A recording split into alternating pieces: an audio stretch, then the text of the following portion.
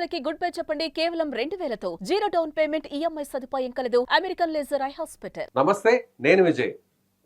So కూటమి ప్రభుత్వం వైసీపీలో ఉన్నటువంటి కీలక నాయకుల మీద ఇప్పుడు ఫోకస్ పెట్టిందే. సో ప్రస్తుతం జరుగుతున్నటువంటి పరిణామాలు చూస్తే ఇవి నిజమే అనిపిస్తున్నాయి. ఎస్, వీటి గురించి డిస్కస్ చేద్దాం. ముఖ్యంగా పవన్ కళ్యాణ్, డిప్యూటీ సీఎంగా ఉన్నటువంటి పవన్ కళ్యాణ్ అటవీ శాఖకే ఆయన వన్నతిస్తున్నారా? గతంలో అటవీ శాఖ మంత్రిగా వైసీపీలో చాలా కీలక నేతగా వ్యవహరించినటువంటి పుంగనూరు ఎమ్మెల్యే మాజీ మంత్రి పెద్దిరెడ్డి రామచంద్రారెడ్డి మీద ఆయన విచారణకు ఆదేశించారు. సో ఈ కేసు ఏ స్థాయికి వెళ్తుంది, దీని వెనక రాజకీయ ప్రమేయం ఉంటుందా? ఎస్, వీటి గురించి డిస్కస్ చేద్దాం. మనతో పాటు ఉన్నారు స్టూడియోలో సీనియర్ జర్నలిస్ట్ నాగరాజు గారు ఉన్నారు. నమస్తే అన్న.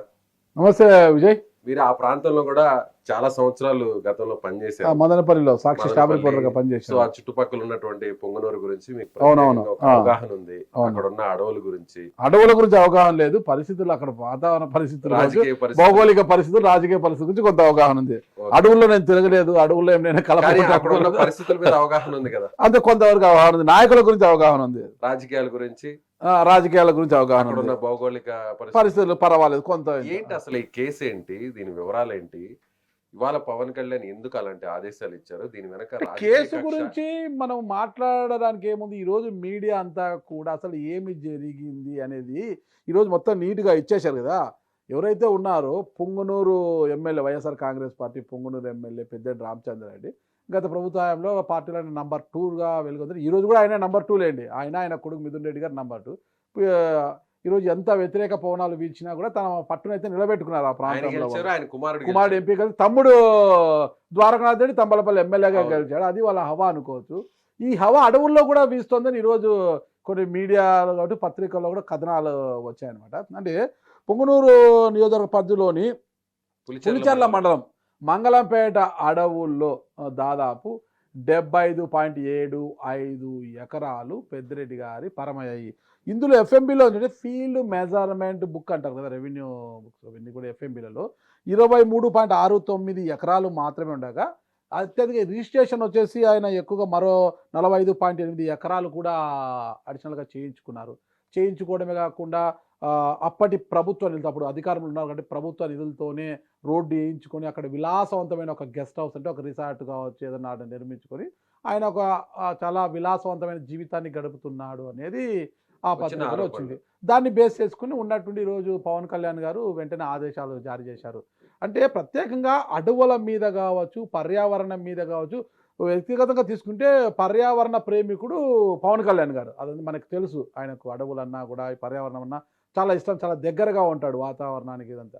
అలాంటిది ఇప్పుడు పర్యావరణాన్ని పరిరక్షించడంలో అడవులు చాలా ముఖ్య పాత్ర పోషిస్తూ ఉంటాయి. మనకు అసలు ఇంటికి కావాల్సిన కలప కావచ్చు, ఇదంతా ఎక్కడి నుంచి వచ్చినా మన కలప, ఈరోజు కాగితము ఏది కావాలన్నా కూడా మనకు అడవుల్లో వస్తున్న సంపద నుంచే కదా మనకు ఫలస. ఇలాంటి అడవులను మనము ఈరోజు వర్షాలు సకాలంలో కురవాలన్నా కూడా, పెద్ద పెద్ద వరదలను అడ్డుకోవాలన్నా కూడా మనకు అడవులు చాలా ప్రాముఖ్యత వహిస్తున్నట. అలాంటి అడవులు ఇంకోటి ఏంటి, వన్యప్రాణులకు, ఏవైతే అడవుల్లో జీవిస్తూ ఉంటాయో వన్యప్రాణులకు నిలయము అడవి ప్రాంతాలు, అడవులు అనమాట. అలాంటి అడవులను నాయకులు కొల్లగొడుతున్నారనమాట. అంటే కబ్జాలు చేస్తున్నారు. అసలుకి మామూలుగా అడవుల్లో ఒక రోడ్డు వేయాలన్నా, ఏదైనా ఒక డెవలప్మెంట్ యాక్టివిటీ చేయాలన్నా కొన్ని ప్రాజెక్టులు నిర్మిస్తారన్నమాట. అడవులు నిర్మించడం కూడా ఆగిపోయింటారు అనమాట. కాలువలు తీయాలన్నా కూడా అటవీ శాఖ అనుమతులు లేక ఆగిపోయి ఉంటాయన్నమాట. ఎందుకంటే అటవీ శాఖ అనుమతులు మన రాష్ట్ర ప్రభుత్వం ఇచ్చేది కాదంట, కేంద్రం నుంచి చాలా కఠినంగా ఉన్నాయన్నమాట. మనం చేసే ప్రతి అభివృద్ధి పని వల్ల కూడా వన్యప్రాణులకు నష్టం కలిగించకుండా ఉండేలా, వాళ్ళ ప్రాణాలకు ఇబ్బంది కలగకుండా ఉండేలా చూసుకున్న తర్వాతనే ఆ అటవీ శాఖ నుంచి అనుమతులు వస్తాయన్నమాట. ఇది పరిస్థితి. అయితే ఈరోజు ఏమవుతుంది, ఎలాంటి అనుమతులు లేకోకుండా నాయకుల అధికారం ఉంటే చాలు, అలా వెళ్ళి ఎక్కడ నచ్చితే మంచి వాతావరణం చూసుకోవడం, అడవుల్లో ఇక్కడ ఉంటే మంచి వాతావరణము, మంచి గ్రీనరీ ఉంది, మంచి ఆక్సిజన్ దొరుకుతుంది మనకు, ఈడ మనం కబ్జా చేసుకో. అడిగేది ఎవరుంది అంటే వడ్డించేవాడు మనవాడైతే సమీపంలో వాళ్ళ భూములు ఉంటాయి, కాస్త ఆక్రమించుకుంటే ఎక్కడికో అంతే. ఇప్పుడు 10 ఎకరాలు అనుకో, పక్కన 10 ఎకరాలు అటవీ భూమి, ఎవరు అడిగేది? ఇప్పుడు రాజు తలుచుకుంటే కొరడా దెబ్బలకు కొదవా అంటారు కదా, ఆ విధంగా రాజు తలుచుకున్నాడు, ఆయనపై కొరడా దులిపించేది ఎవరు అసలుకి? ఆయనే రాజు తలుచుకుంటే మన మీద కొరడా దులిపిస్తాడు. ఆయన పైన ఎవరు కొరడా దులిపిస్తారు? ఆయన అధికారంలో ఉన్నాడు, పైగా పార్టీలో 2వ స్థానంలో ఉన్నాడు ఆయన. ఓకే, ఇదంతా కూడా విచారణలో తేలుతుంది. ఈరోజు అవును. మీడియాలో వచ్చిన కథనం మాత్రమే మనం ఆయన కొట్టేశాడని మనం చెప్పలేము. ఒక పత్రికలో వచ్చిన కథనం ఆధారంగా పవన్ కళ్యాణ్ గారు ఇచ్చిన ఆదేశాల ప్రకారం ఈరోజు విచారణకు ఆదేశించిన మేరకే మనం మాట్లాడుతున్నాము. మరి చేశారా లేదనేది విచారణలో తేలుతుంది. ఎంత ఎక్స్టెన్షన్ వరకు వాళ్ళ పేరు, వాళ్ళకి అసలు అటవీ ప్రాంతంలో వాళ్ళ సొంత భూమి ఎందుకుంటుంది నాకు అర్థం కాలేదు. అడవులు వాళ్ళ గ్రాఫ్ ఈరోజు ఫోటో చిత్రపటాన్ని పెట్టి చూస్తే అడవుల మధ్యలో ఉందన్నమాట. అలా ఎందుకు వచ్చింది అసలు? అది ఏమన్నా దరిదాపుల్లో ఉందా, వీళ్ళ భూమికి అటవీ ఏమన్నా దగ్గర ఉందా, అదంతా మొత్తం చూడాలన్నమాట, నివేదికకు సమర్పించాలన్నమాట. సో ఇప్పుడు పెద్దిరెడ్డి రామచంద్రారెడ్డిని పుష్పలాగా ఏమన్నా క్రియేట్ చేసే పరిస్థితులు ఏమైనా కనిపిస్తున్నాయంటారా? అంటే ఆయన మంగళం సినిమాలా చూపిస్తున్నారు ఈరోజు. అంటే గవర్నమెంట్ కూటమి ప్రభుత్వ అధికారంలోకి వచ్చిందనే నేపాల్లో ఏదైతే దుంగలు పట్టుబడాయో, ఎర్రచందనం దుంగలు పట్టుబడాయో అవన్నీ కూడా పెద్దిరెడ్డి రామచంద్రారెడ్డి గారికి సంబంధించి వాళ్ళ మనుషులకు సంబంధించి అక్కడ స్టేట్మెంట్ ఇవ్వడము, దాన్ని పట్టుకొని పవన్ కళ్యాణ్ గారు ఆదేశాలు జారీ చేయడము. అంటే దేశ సరిహద్దులు దాటిపోయాయి కదా, అవన్నీ దాటిపోయానంటే ఇప్పుడు ఇక్కడ దేశ సరిహద్దులు ఫస్ట్ దాటించారు పుష్ప సినిమాలో మంగళం సినిమా అనమాట. తర్వాత పుష్ప వస్తాడు అనుకోండి. కూటమి ప్రభుత్వం అంటుందా లేకపోతే ఇతరులు అంటున్నారు. పెద్దిరెడ్డి రామచంద్రారెడ్డి గారిని ఒక మంగళం సినిమాతో పోలుస్తున్నారు అనమాట.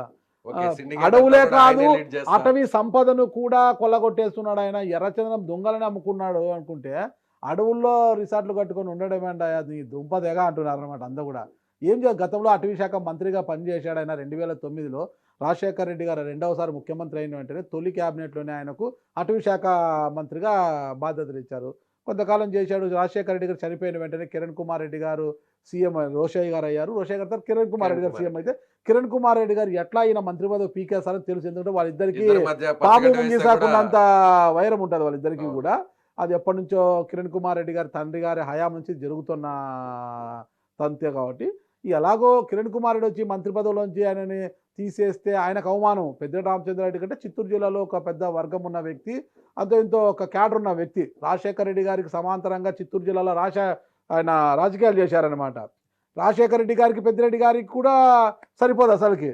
రాజశేఖర రెడ్డి గారు పాదయాత్ర చేసి ఈయన పొంగనూరులో చిత్తూరు జిల్లాలో పాదయాత్ర చేయడము, ఆయనకు వ్యతిరేకంగా కార్యక్రమాలు చేయడము ఇవి చేస్తూ వచ్చారనమాట. ఇక కిరణ్ కుమార్ రెడ్డి ఎవరు? రాజశేఖర రెడ్డి గారి మనిషి. ఆయన సీఎం అయినట్టునే మంత్రి పదవి పోతుందని ఈయన రాజీనామా చేశారు. గౌరవప్రదంగా రాజీనామా చేసేసి కాంగ్రెస్ పార్టీలో కొంతకాలం కొనసాగి మళ్ళీ వైసీపీలోకి వచ్చారు. తర్వాత గతంలో అటవీ శాఖ మంత్రిగా పనిచేసిన అనుభవంలో, అంటే అటవీ శాఖ మంత్రిగా ఉన్నప్పుడు ఏమన్నా ఈ భూము ఏమన్నా కాజేశారు, అటవీ శాఖ భూములను తీసేసుకున్నారా, లేకపోతే వైసీపీ ప్రభుత్వం అధికారంలోకి వచ్చాక చేశారనేది వివరాలు తెలియాల్సి ఉంది. అంటే ఎప్పుడు జరిగింది, ఏం జరిగింది, ఎంత భూమి ఏమైంది అనేది కూడా అధికారుల విచారణలో తెలియాలి. కానీ అడవులు అంటేనే మనకు అసలుకి పర్యావరణానికి పెట్టింది పేరు. అవన్నీ కూడా అసలు వన్యప్రాణులకు నిలయమే. ఇప్పుడంతా వన్యప్రాణులు అక్కడక్కడ పెద్ద పులి వచ్చి దాడి చేసిందంట, పశువులపై దాడి చేసిందంట, మనుషులపై దాడి చేసి పెద్ద పులి దాడితో మృతి చెందిన మహిళ, వ్యవసాయ పొలాల్లో కూలి పనులు చేసుకుంటే చిరుత పులి వచ్చి దాడులు చేసింది, ఏనుగుల దాడులు. ఇవన్నీ ఎందుకు చేస్తున్నాయి? అడవులు కొట్టేయడం వల్ల. మనం ఒక ఇల్లు ఉన్నామండి, మన ఇంట్లోకి దొంగలు పడి మనల్ని దౌర్జన్యం చేసి మన ఇల్లును లేకుంటే మనం ఏం చేస్తాం? రోడ్డును పడుకోవాలి కదా. ఇప్పుడు అటవీ ప్రాంతంలోకి రాజకీయ నాయకులు వెళ్ళి అటవీ సంపదను కొల్లగొట్టడం కాకుండా అటవీ ప్రాంతాన్ని కూడా కబ్జా చేసుకొని విలాసవంతమైన భవనాలు కట్టుకుంటుంటే అక్కడ నివసించాల్సిన వన్యప్రాణులు ఎక్కడికి పోతాయి? జనావాసాల్లోకి వస్తాయి. జనాల్ని చూడగానే అవి భయంతో పరుగులు పెట్టడమా ఇంకోటి ఏదైనా చేసినా కూడా అవి దాడి చేస్తాయి. ఆ దాడిలో చనిపోవడమో ఏదో ఒకటి జరుగుతుందన్నమాట. అసలు వీటిని పరిరక్షించాల్సిన ప్రజాప్రతినిధులే మీరు అటవీ శాఖల ఉల్లంఘనలకు పాల్పడుతుంటే ఏం చేయాలి అసలుకి? అలాగే నాగరాజు అని ఇంకొక విషయం కూడా, పవన్ కళ్యాణ్ ఎప్పుడైతే ఫారెస్ట్ మినిస్ట్రీ తీసుకున్న తర్వాత ఆయన సమూల మార్పులకు శ్రీకారం చుడుతున్నారు. ఖచ్చితంగా ఆయన పర్యావరణ ప్రేమికుడు. అవును, మ్యాన్ పవర్ ను పెంచుతున్నాడు. ఎక్కడైతే ఈ శాఖలో ఎక్కడ ఖాళీలు ఉన్నాయో వాటిని కూడా పూరించడానికి ఆయన ఇటీవల అధికారులు కూడా ఆదేశాలు ఇచ్చాడు. అయితే ఇప్పుడు పవన్ కళ్యాణ్ తిరిగి అటవీ సంపదని కాపాడే ప్రయత్నం చేస్తున్నారు అనుకోవచ్చా? అందులో భాగంగా వెంటనే కథనాలు వచ్చినట్టు మీడియాలో పెద్దిరెడ్డి రామచంద్రారెడ్డి గారి యొక్క అటవీ శాఖ కబ్జా విషయం వచ్చినట్టు వెంటనే విచారణకు ఆదేశించడం. ఎక్కడ కూడా పవన్ కళ్యాణ్ గారు చూద్దాములే చేద్దాములే అని అలసత్వం అయింది ఎక్కడ చేయడం లేదు. తప్పు జరిగిందా వెంటనే యాక్షన్ తీసుకోవడం. చూడండి, తిరుమల తిరుపతి దేవస్థానంలో మనకు తొక్కిసలాట సందర్భంగా 6 మంది చనిపోతే వెంటనే ఆయనకు వెళ్ళి ఎంత గొప్ప మనసు ఉండాలి. ఒక డిప్యూటీ సీఎం హోదాలో ఆయన చనిపోయి ఏదో తప్పు జరిగింది, మమ్మల్ని క్షమించండి, తప్పు జరిగిపోయింది, తాను క్షమాపణ కోరడమే కాకోకుండా టీటీడీ చైర్మన్, బోర్డు సభ్యులు, ఈఓ, ఏఈఓ, జేఈఓ అందరూ వెళ్ళి బాధిత కుటుంబాలకు మీరు కూడా క్షమాపణ చెప్పాలి అనే ఆదేశాలు కూడా జారీ చేశారంటే ఆయన రాజకీయంగా ఎలా ముందుకు పోతున్నారు అసలుకి ఆయన దురాలోచన కాదు దూరాలోచన. గతంలో ఉన్నవారి దురాలోచన అయితే రాజకీయంగా పవన్ కళ్యాణ్ గారి చాలా దూరాలోచనలో ఉందన్నమాట. రాజకీయంగా మనం మరో దశాబ్ద కాల పాటు కూటమి అధికారంలో ఉండాలి. ఈ కూటమి అధికారంలో ఉండాలంటే మనం తీసుకునే ప్రతి స్టెప్ కూడా చాలా జాగ్రత్తతో మనం వ్యవహరించాలనే విధంగా పవన్ కళ్యాణ్ ముందు పోతున్నారు. వ్యూహాత్మకంగా ముందుకు పోతున్నారు. సరే, అది రకరకాలుగా అనుకోవచ్చు. భవిష్యత్తులో ఆయన ఏదో సీఎం కుర్చీ అనుకోనో ఇంకోటి అనుకోనని అనుకునే వాళ్ళు అనుకుంటున్నారు. అది ఓకే, అది భవిష్యత్తు నిర్ణయిస్తుంది. కానీ ప్రస్తుతం కూటమి అధికారంలో ఉండాలి, హ్యాపీగా ఉండాలంటే పవన్ కళ్యాణ్ గారు కొంచెం జాగ్రత్తతో ముందుకు పోతున్నారు.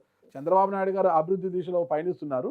అంటే ప్రభుత్వంలో ఎలాంటి అరమరిక లేకుండా అక్రమాలు తలెత్తకుండా ఉండేలా పవన్ కళ్యాణ్ గారు చూసుకుంటూ ఇద్దరు సమన్వయం చేసుకుంటూ ముందుకు పోతున్నారు అనమాట.